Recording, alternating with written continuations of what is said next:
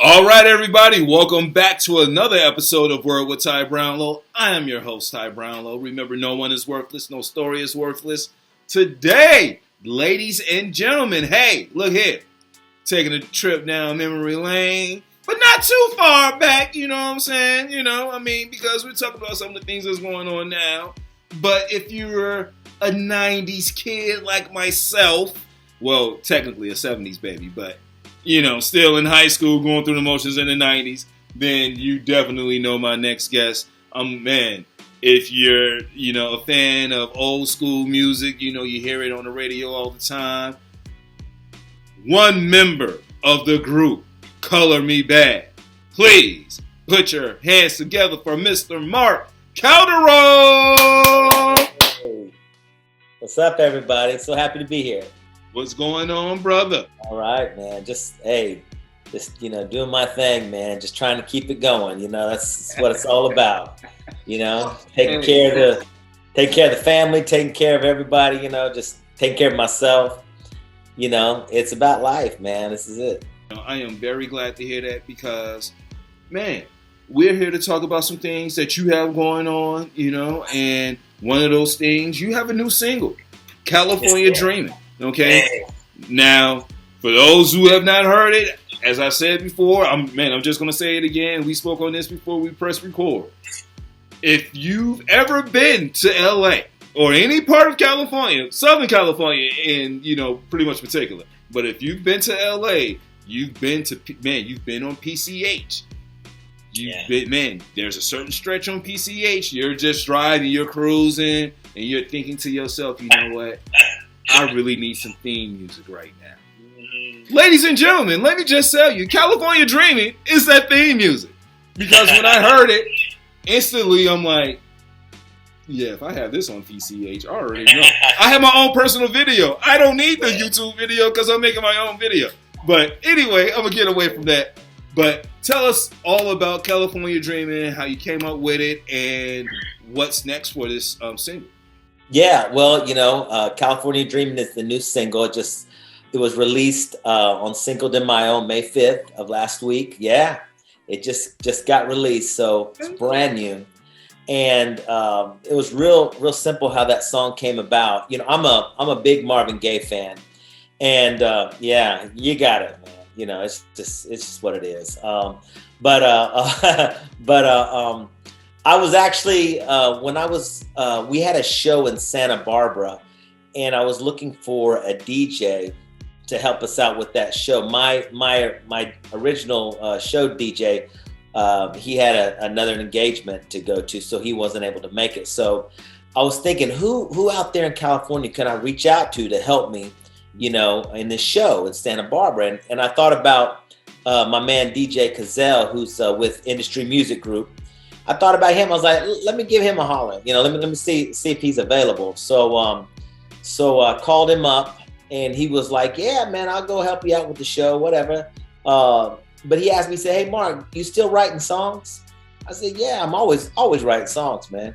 He goes, I want to send you something, man. I feel like this song, this track could work for you.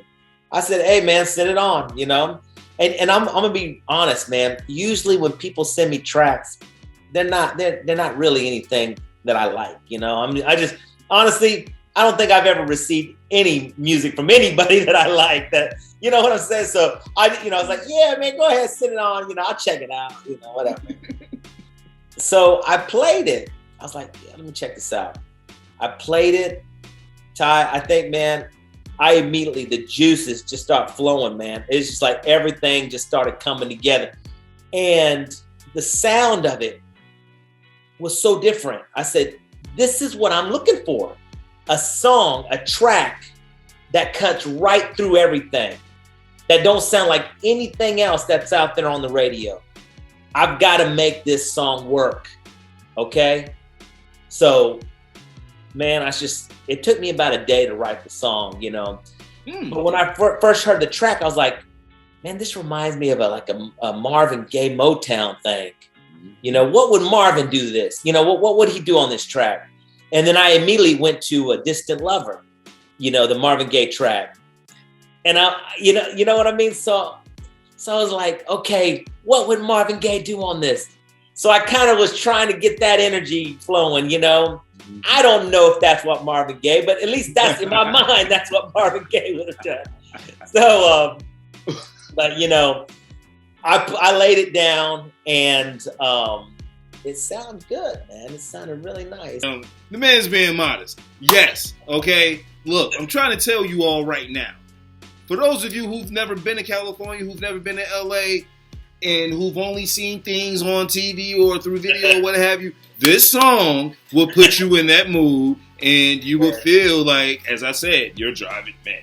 I'm driving down PCH, okay? Yes, you know what? I'm loving life right now. You know what? I'm going to go get me some Randy's Donuts. Hey, anybody want Randy's Donuts yet? Sure. Okay, cool. You know, man, life is good. But you just said something very, very profound. And I don't really think a lot of people really take this into consideration. But you said, like, when people send you things, you know, especially music and things of that nature, I would say at least 80 to 90% of the time, artists may not be, you know, feeling or vibing with what they're being sent, because even though you're your own artist and you may have a certain sound out, there's only certain things that sound good to you. And there's only certain things that you would put your stamp on, because you know what it is that you like, Mark, at the end of the day. And no matter how a, you know, producer or songwriter or whomever may see me, this is who I am at the end of the day. And what it sounds like to me, and I know we're going to talk about this in a second, man, like, you're talking about Marvin Gaye, so I know you're talking about that Motown sound. You're actually talking about certain artists. You grew up in a certain era, you know, and in that era that you grew up in, some of the stories that you've heard about, you know, former, you know, people in your craft, man, some of the roads they have to go through, yeah, it's pretty tough, which makes you appreciate your craft a little bit more.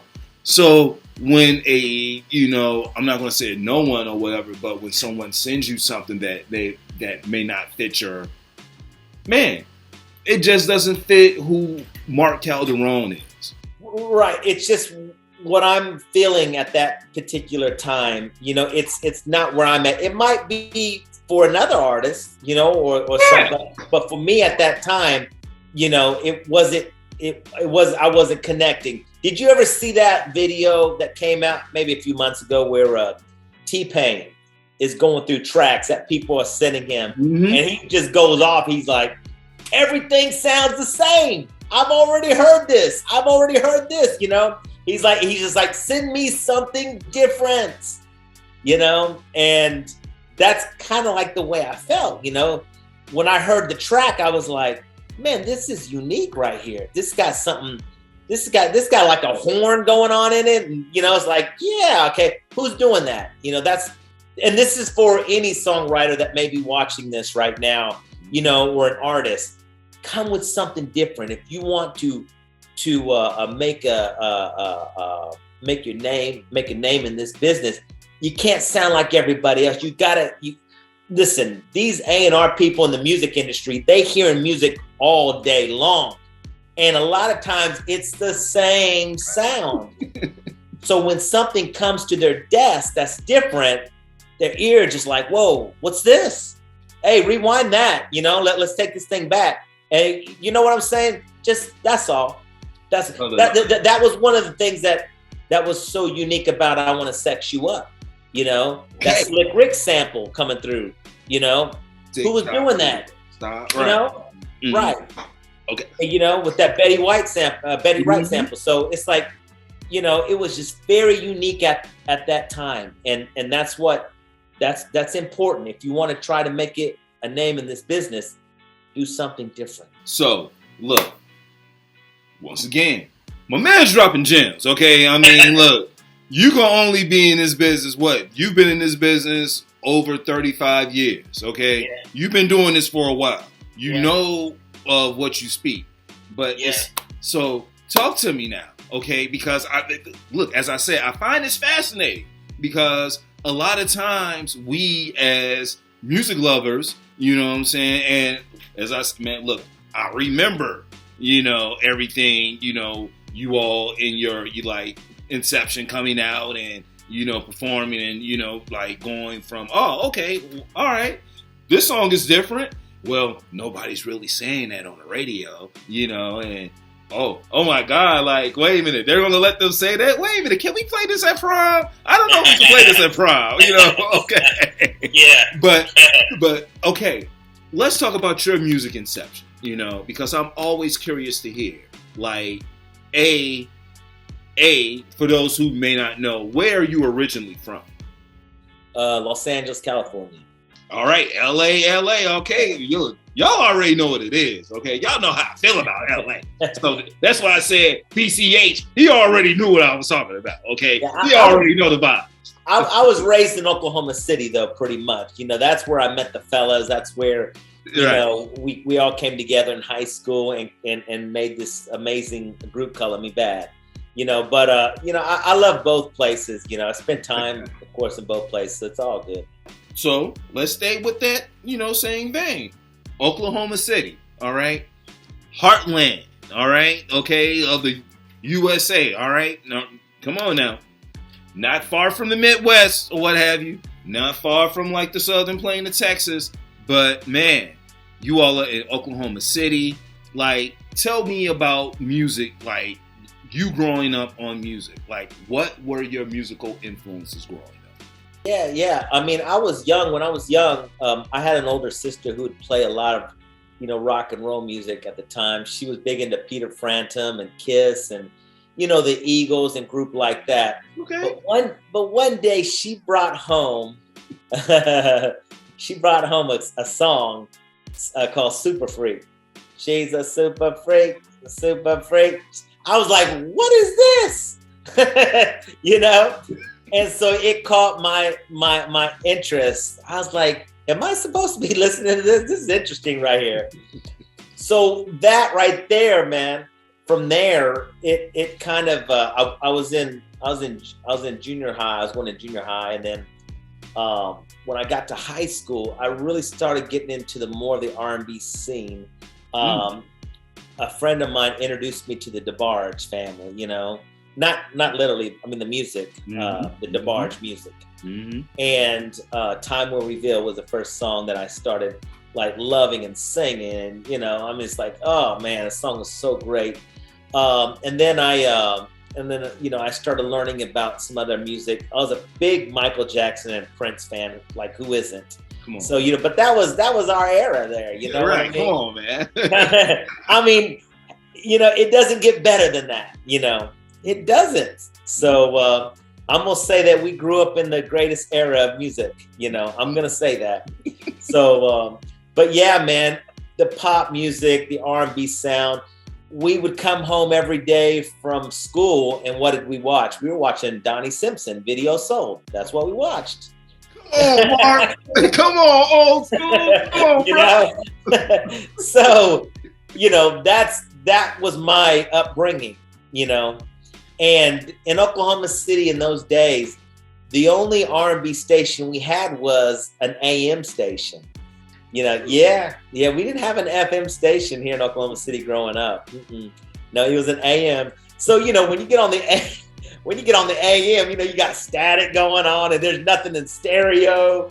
Oh, but God. It was what we had and it's what we listened to, So, but, as time went on, things got a little bit better here.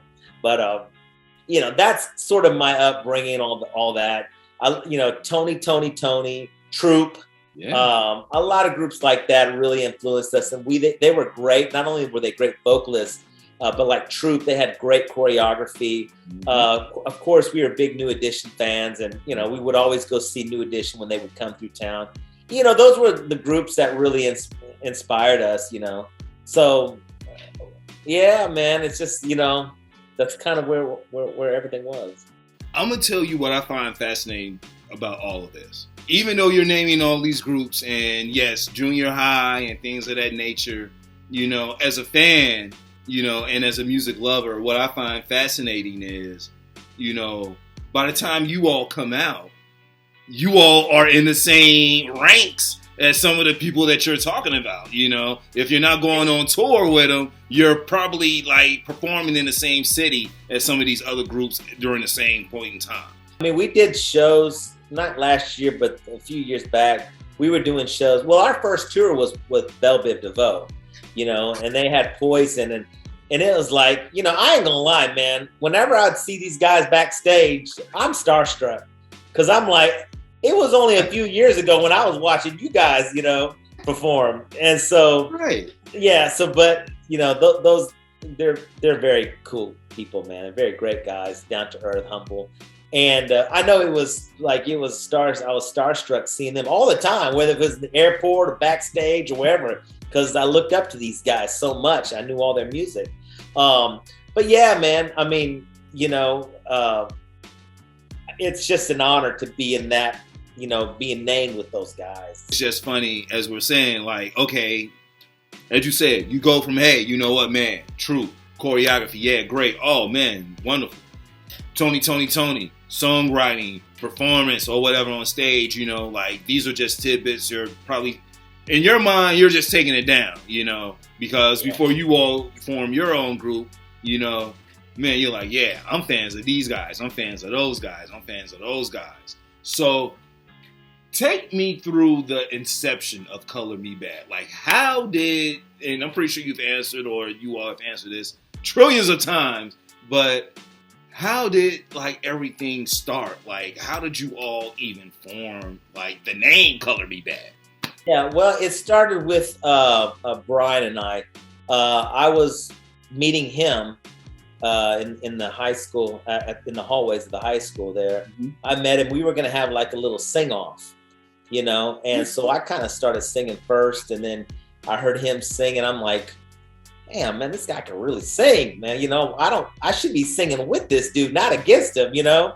So it kind of started there. That was the sort of introduction of the group.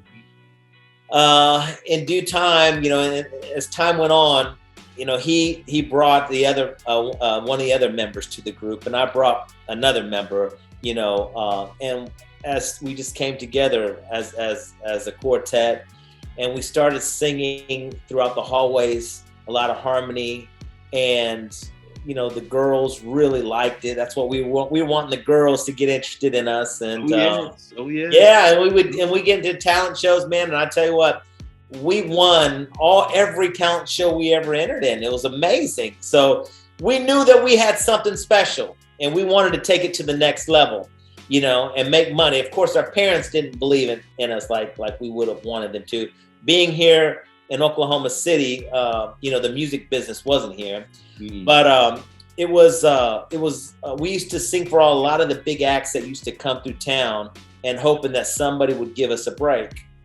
And it was actually Kool and the Gang who took us under their wings. Mm-hmm.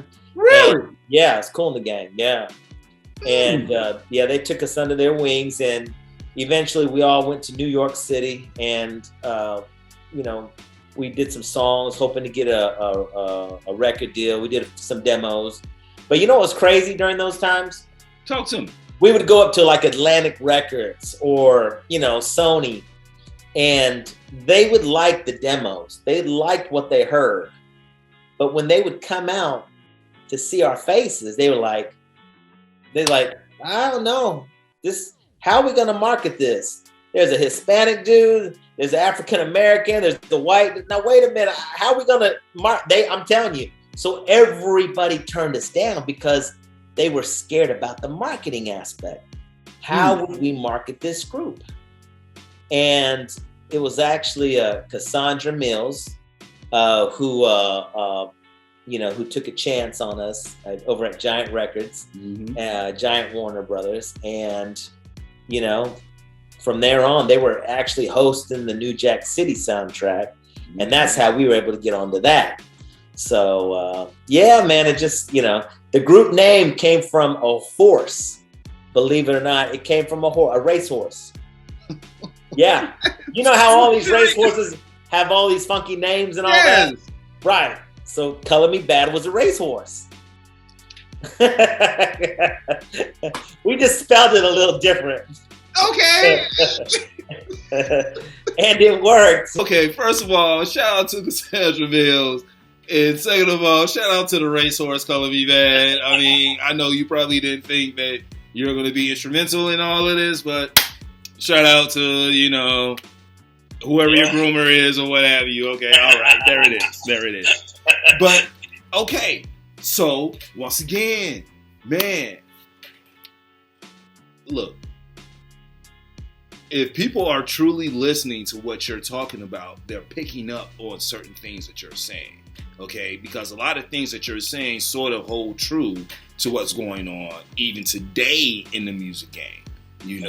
You're talking about it from a marketing aspect, and for those who watch the old school movies like the Five Heartbeats and things of that nature or what have you, man, this was something key, as of like years past, 30 something years ago. How people saw you determine whether or not, okay, does this song continue to go on and be a smash hit? And unfortunately, during that time, as you said, okay, hey, we have a Hispanic guy, we have an African American guy, you got these two white guys over here. How do we even, what do I even call this? You know what I'm saying? I don't even know how, we have nothing like this out right now. And to hit on something else you're talking about, you're taking a Slick Rick sample. You're taking a Betty Wright sample. All right. Now, at this point in time, hip hop is slowly coming along. I mean, I'm not saying it's in its inception, but it's not as global as it is now. It's still somewhat taboo. It's still somewhat in the urban neighborhoods or what have you. It hasn't really gone fully mainstream. So when you all come out with, I Want to Sex You Up, and this is being played, New Jack City soundtrack, oh wow, okay, all right. So once these things start happening, and now that you all are Kool in the Gang, I would have never have, man, you could have gave me a list of all kinds of choices. Kool in the Gang would have never been one of those choices, okay? But the fact that you have them bringing you all into the industry, and now, you're starting to get this recognition. Okay, I'm on this soundtrack now. What is life like now for you all? Because you all are coming from tiny Oklahoma City now. Hey, you got to go over here. You got to perform. Man, look here. Tell us about, in the beginning, tour dates, like you said, Belle Biv DeVoe and going on tour with these guys. What was life like for you all back then? It was a dream, man. It was really a dream. I mean, this is stuff that we prayed for, We were we couldn't believe it ourselves, honestly. I mean, hearing our music on the radio, people knowing our names, knowing people in our family that, it's how do you know that my mother's name's this or whatever? It's it just was mind blowing. And it was happening so fast. A lot of pressure because you always wanted to be great and you want to be at your best. And let me tell you, during those days, there was so many great vocalists and so many great songs, so you had to be on your game. When we were rehearsing, man, getting ready for a tour, it was like military. I mean, that's how seriously we took it. We would all get together in a room. Well, first of all, we'd all go jog 2 miles, come back to the apartment, bust out, 2,000 jumping jacks, together. We were, and when we would do our exercises, we would face each other, looking at others in each other's eyes, and sweating together, and it was like we were working, because what that did was that transferred over to our singing, that transferred over to our choreography. Mm-hmm. We were a team. We were one. And, we exercise as one, together. We learned choreography and danced as one. We were serious, man. The band members did not they hated, because we would have them doing exercises with us, and they hated. They're like, "Oh, wait a minute, I'm a guitar player." All right, I'm not singing. I'm not singing, right? But we would make everybody get into the exercise, so we would have just everybody coming together, when we're out there on the road, and that's why we were so tight, man. I don't know if you've seen some old videos of us, but man, we were tight, Yeah. I still look at it now. Like, I'll look at an old Arsenio Hall show of us, and man, it's like, I'm serious, man. I'm looking at it like, damn, we were good. Those were good, So, but yeah, man, those were the days where you had to be on your A game, because you had another group right behind you ready to take your spot. Well, okay. So as I'm saying, as we've been talking about now, we're talking about like, man, the 90s, the early 90s. Okay. So we're talking like High Five. We're talking All for One, Tony. Like there's like a plethora of groups, true. Like, man, there are so many groups. There's so many like acts that are out during this time. You all go number 2 on Billboard. Okay, should have been number 1. I mean, hell, it should have been number 1. I'm just saying, but yeah, you all go number 2. Yeah. What is life like then? Like, when does this dream really become, okay, you know what? Yeah, this is really, really real. And it's so real on so many different forms. I don't even know what to think anymore. Yeah, where it really hit me, we had just finished a show in San Diego, and it had just come out that we were nominated for 6 American Music Awards. And that right there was like, what? 6 American Music Awards, 6. That's crazy, And so that's what really made me open my eyes and think like, wow, okay, this is really, really happening. So that was the big moment there. And then, we're here, we're going to these award shows and all that. We're seeing, and you come out on stage, man, and you're like so nervous. The whole world is watching. And then you look out in the audience and you see James Brown, and then you see Mariah Carey, and then you see, you see all these amazing stars, in the front row. Just better be like, okay, now entertain me. They're like, okay, entertain. So it's like, okay, here we go. Right. So you just, you do what you do, man. And you just, the audience lets you know that they got love for you. They let you know. So it's pretty wild, man. It was a pretty wild roller coaster ride. And it was a lot of pressure. It was nerve-wracking a lot of time because, you always wonder, are you good enough? Are you good enough to be where you are?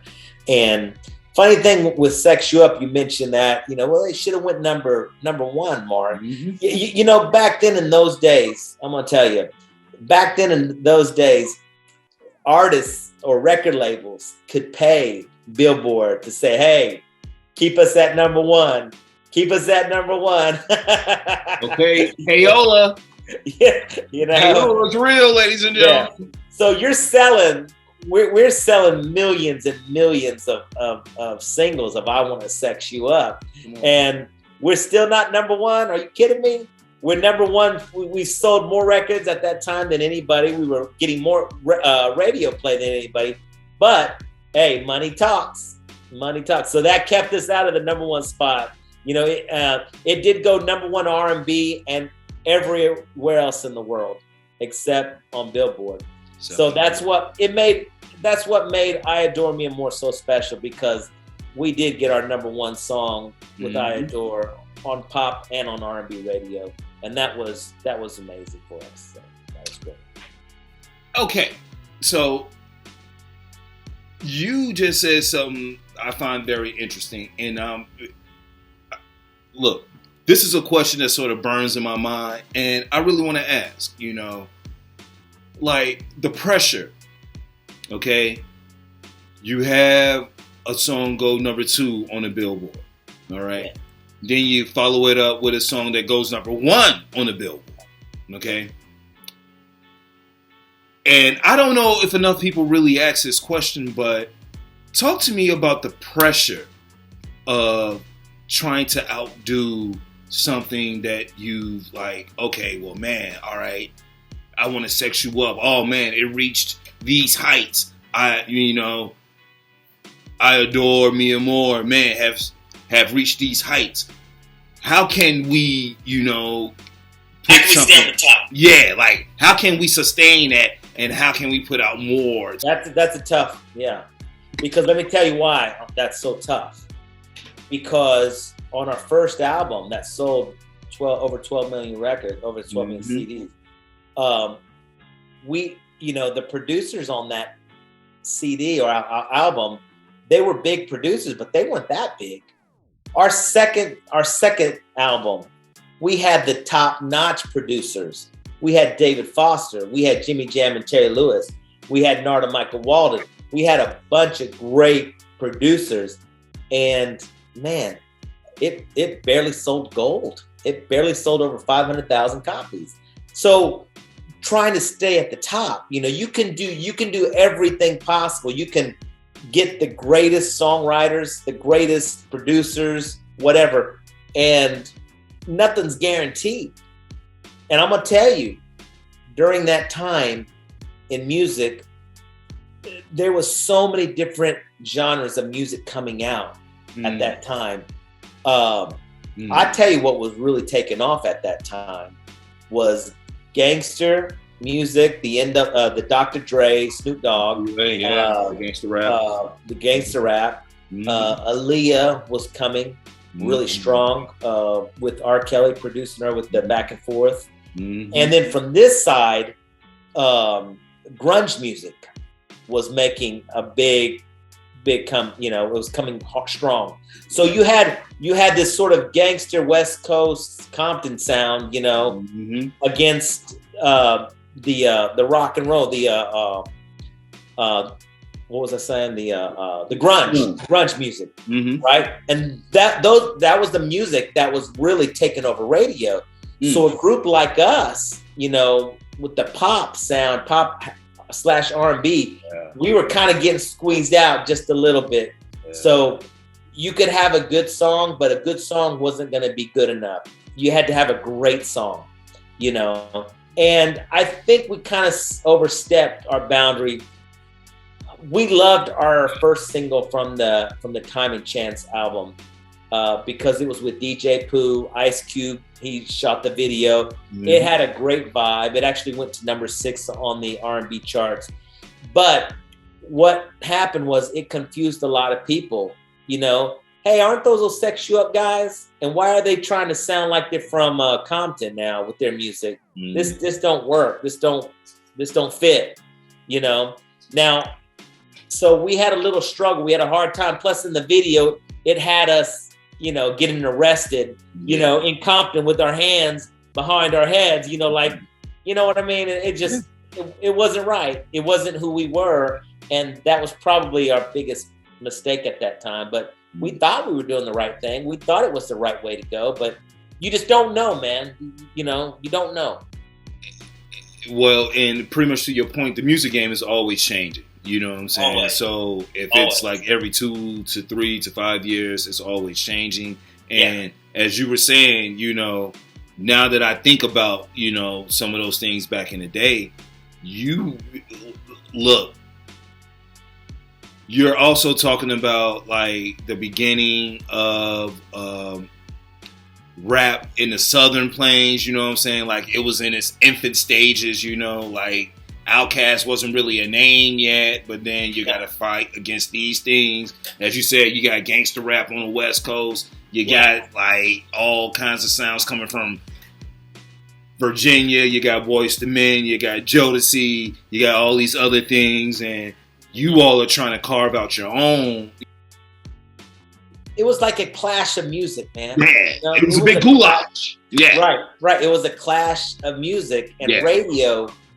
It wasn't like, we have now where, you get on YouTube or whatever. No, it was radio. All you had, your only outlet was radio. Yep. And you had to you had to get in, where you could. So we did some great things with those songs on our second album. We had a great song that we did with Jimmy Jam and Terry Lewis, which probably should have been our first single. That song was called Choose. So there was some amazing music on that CD, but it's, they call it the sophomore jinx. They call it the sophomore jinx, and maybe that's what we experienced. I don't know. And being older now that you understand a few things, marketing, sometimes it's not on you. Sometimes it's on the powers that be to get things to where they need to be, and that's a story for a whole nother day. But where I'm coming from on that one. You know what I'm saying? But talk to me. Okay, so we're leaving this era, and we are progressing through life, and man, color me bad, we're not kids anymore. Okay, we're not the high school group anymore. We're not these little youngsters that just came into the game anymore. Now, we're young men. Man, we've been performing for a couple of years. We've gotten this notoriety, from all over, from music fans all over. Like, what were those years like as you all tried to stay, in the limelight up to the Demise? We lost our edge. We weren't hungry enough anymore. We weren't getting along. We weren't on the same page. We weren't on the same path. Everybody had a few dollars in their pockets. Everybody had their girls. Everybody, wanted to, hey, I'm going to go hang out here. Or I'm going to go over here. We weren't together like we were. And a lot of things happened. Some of us started going down wrong paths. Yeah. If you know what I mean. And it really made the group, like you said, we're all older. We got girlfriends now. We got cars. We got our own places and that. But when we see one of ours going down the wrong road, it makes you think like, hey, man, how long is this going to last? Is this going to be okay? Yeah. And after a while, some guys start slipping away. And, next thing I know, one guy said, hey, man, I think I'm going to try something else in life. And then, another guy comes and says, yeah, I think I'm going to try, going another way. And all of a sudden, come, 1998, there is no group, So I never ever officially left the group. I always stayed, but everyone else stopped. And so, okay, I guess it's the end, Right. And I'm going to skip 10 years later when maybe 11 years later, when everything started to happen, groups started coming back again, and we were thinking, well, maybe we should try to make a little comeback, and that's what we did. And we tried there for a couple of years trying to make a comeback.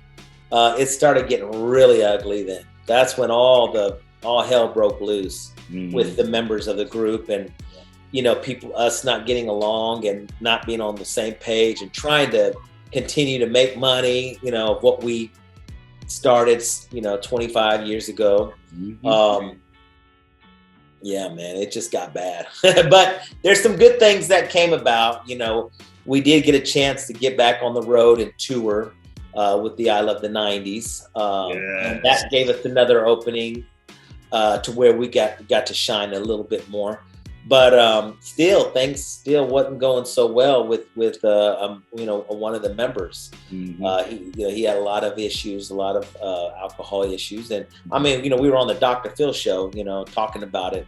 So but things had to change, And one of the things that I know we talked about was how the music game has changed now dramatically. Dramatically in the last 25 years or so, just from how, you even get singles and things out here now. Talk to me about your experiences now, you know, in the music game versus back then when you first came. You know, there's some artists that I really, really admire. One of them particularly is Bruno Mars. I really like his sound. Okay. You know, he's really nailed it. You know, he's really amazing, that guy. And love his soulful vocals, his music. We've even said it to him before, man. And it's funny how his response was, he's like, all I'm doing is what you guys were doing. That's it. I'm just copying what you guys did. You know, it's like, really? Maybe doing a little bit better than what we were doing. Maybe just a little bit better. So, no, but he's amazing. I like some of the artists. I really like Taylor Swift. And I like about Taylor Swift is she knows her audience. That's one of the things about an artist is when you know your audience, you know, you could really, you know, go down the right way, you know, especially in the music scene. You know your audience. And she nailed it. She nailed it, man, with them young high school girls, you know. Write song about everything that those girls were feeling, you know, each and every day at school, you know. Unfortunately, yes. I have to hear that. I mean, you know, and you look at stuff like that. As far as rap goes, man, I like rap. You know, rap is great. It's not like, okay, I'm not going in my car and listening to rap. I'm just gonna be honest with you. I did like Andre 3000. You know, I did like him a lot. I did like their music a lot. You know, because you know they brought some of the. I like the way you move. You know, it reminded me of something that Earth, Wind, and Fire, you know, would bring. You know, and it's like, oh yeah, I like this. You know, and it was very, very unique how he did it. You know, it was different. It was different the way that they made music. But you know, there's some great stuff out there, man. I admire what they're doing today. Kendrick Lamar's, I seen his video the other day. Oh, God. And I was like, whoa. I was like, wow. I was like, that dude, man, he's, you know, chained his face and all. It's like, that's pretty cool, you know? Well, I mean, I'm just going to say it's funny because you open up with, like, we talked about California Dreamin' and you're like Marvin Gaye and you take it to Kendrick and you sampling I Want You. I Want You. Yeah. I find that, you know, But, okay, so let's just stay there for a second now. Stay here for a second. Because you brought up Bruno Mars, which I find very fascinating. And I want to say he's under 30 years old or what have you. And yeah, I think he's a little older. Okay, all right. So he may be, you know, a little bit older. But a lot of the younger generation, you know, they're up on Bruno Mars. Bruno Mars is a student of music, okay? Oh, yeah. So as you're sitting up here talking about, well, man, soulful, this, that, and the other, and he's like, well, man, I'm only doing some of the things that I've heard you all do. And sitting up here talking to you, well, hey, you know, man, I remember James Brown and all these other guys or whatever, so everybody's paying it forward. And I just think, you know, when we have a lot of the new generation now paying, like, soul and how, you know, things get done or what have you, and they want that sound again. They want that Motown sound. They want that real soulful sound. They want that, like, 70s, 80s sound, you know. And you can hear it even in some of the, man, look here. I even hear guitar in certain music, you know. I'm like, wait a minute, did they break out a guitar? I haven't seen a guitar. And for those of you who are wondering, like, what the hell is a guitar? It's a keyboard and a guitar mixed together. And yes, if you're like old school like me, you seen Confunction and all these other guys up here thumping on the guitar, and there it is. All right. It's funny, you 80s sound is like, because that Harry Styles, the kid that's out, he's got the #1 record in the country, and it's 80s music. It's straight up 80s music. And I found out that the guy, I'm not sure if it was Max Martin who produced it, but Max Martin did some of the Weeknd stuff, which is 80s music. So, you know, for those producers, you know, back in the 80s who are not producing anymore, they need to start back up because all they're doing today is using their same sounds that they were doing, you know? Seriously. The Weeknd sounds like he just came out in 1985. All right. Like, okay, it's 1985. Oh, okay, who's this guy? What, The Weeknd? Yeah, you know what? This sounds like this. You know, and there it is to your point, but we're seeing more of an evolution of that. We're seeing more of an influx of that. People want that sound. They want to get back to the originality of things. Yeah, man. And, you know, going back to California Dreamin', my single, you know, and those are all real musicians playing on that, you know. Those are all just straight up musicians playing on that. And that's the sound. You know, that's that old sound that we were shooting for. And like I said, when I heard the track, I was like, wow, you know, man, this is a home run right here. Let me make sure I do my part now, because the track is there. The track is a hit. Now let me bring the lyrics, the vocals, you know, the melody. Let me bring that to the table. And you know, and I laid down what I have. So it works, man, you know. And I'm not finished. I've got more songs in that style coming. Yeah, I got more songs coming. Now, real quick, let's talk about that, because we've been talking about evolution. Now, you know, back in the day, it was the album. I put, man, you know, like, if we're talking about the 90s, Marc Calderon's putting out his album.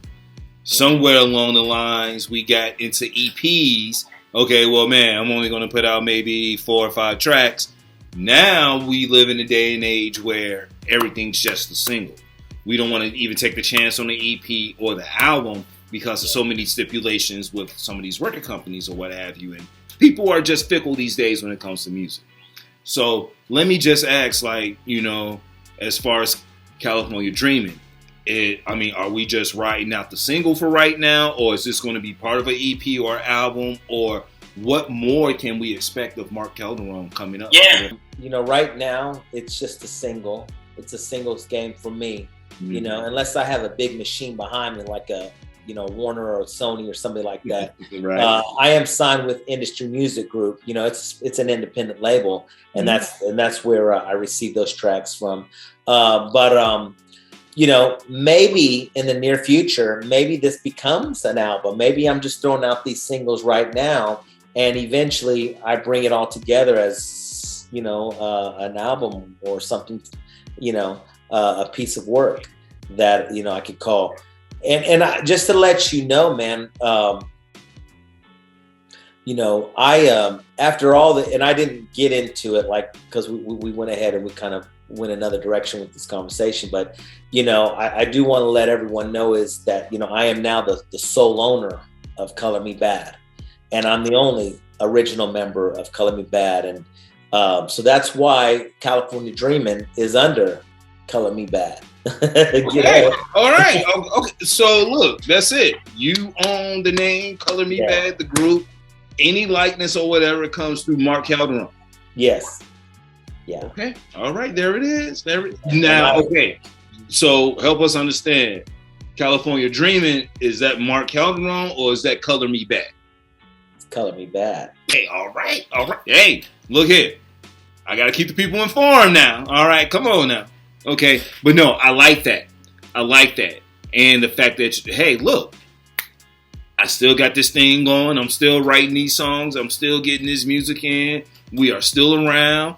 Man, any tours coming up? Man, I've got like 50 shows on the books this year. So it's, yeah, we got a show in Vegas next week, and it's going to get crazy here in a minute. So yeah, man, we're just getting started. All right. Well, look here, brother. You better get that cardio in because you already know what it's going to be. All right. Look here. And it's starting to get warm. Vegas in the summertime is hot. Okay. Yeah. There it is. Okay. Well, look, brother, man, if anybody wants to get in contact with you, they want to hear music, they want to follow you on social media, websites, things of this nature, how can they? Yeah, our website is colormebad.com. You can hit us up there. And also on Instagram, it's Color Me Bad Music, and Facebook, Color Me Bad, you know. So just, yeah, there's a few places that they can find us. And you know, if you want to know the schedule of the tour, go to colormebad.com, and hopefully we'll come to a city near you. We have a lot of fun on stage, man. We sing the hits, we sing the new music. and everybody just has a wonderful time. I'm really, really excited, and I'm very thankful that we're getting ready to get out there and have a lot of fun again. So, man, it's great. Well, I just think it's dope that you're back on the road and you're back performing and you're doing what it is that you love. And we can, man, I know I can relive some of my, past of like the 90s or whatever, listening to music that puts me in the mood, that makes me think of like great times, So that's what's up. But before we get out of here now, I have to ask the one question that my show's known for, and I would love to hear your answer. Okay. Marc Calderon. Yes. What is the one word that best describes you and why? Loyal.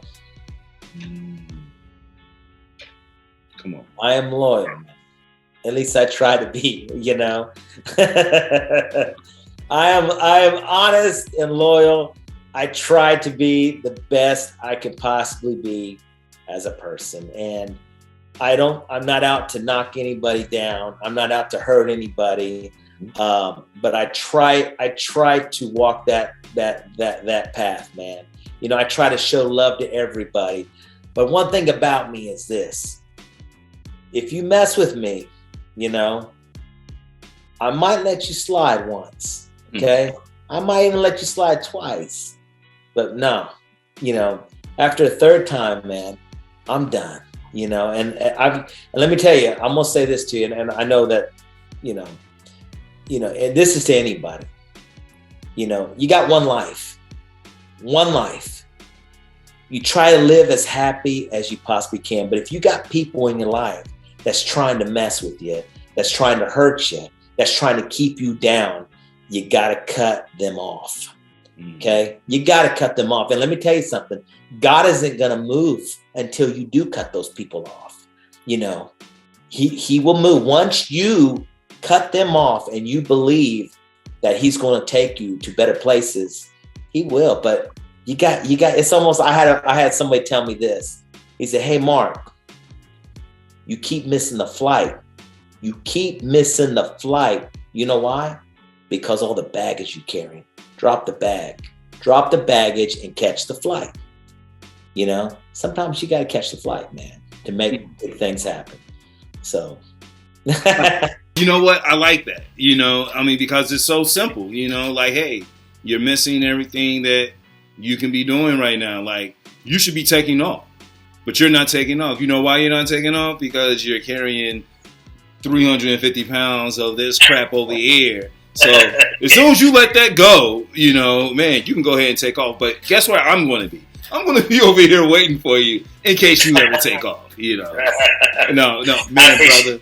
Look, I love it, man. I love your words of wisdom. I just love your transparency, and seriously, man, like, don't be a stranger, man. These doors are always open to you. Anything you got going on, brother, like, I would love for you to come back and like share with us anything and everything. If there's something else you want to come back and speak on, any calls or whatever you got going on, please do, because that's what we're here for. Well, thank you so much. And to all your viewers, man, California Dreamin', go check it out, download it. Now it's on all digital music platforms, and be looking out for the video coming out. It's a good one. Okay. Hey, Look here, y'all. ColorMeBad.com. I already told y'all, look, what is going to put you in the mood for. ColorMeBad.com. PCH. For all my people out on the West Coast, I'll get up with y'all later on this year, but that's a whole nother story. Anyway, but no, man, thank you once again, and ladies and gentlemen, this has been Word with Ty Brownlow. I've been your host, Ty Brownlow. Remember, no one is worthless, no story is worthless. You can follow me, all social media platforms, Word with Ty Brownlow, or you can go to my website, tybrownlow.com, get this wonderful conversation, plus other great conversations as well. Marc Calderon, we out. Peace.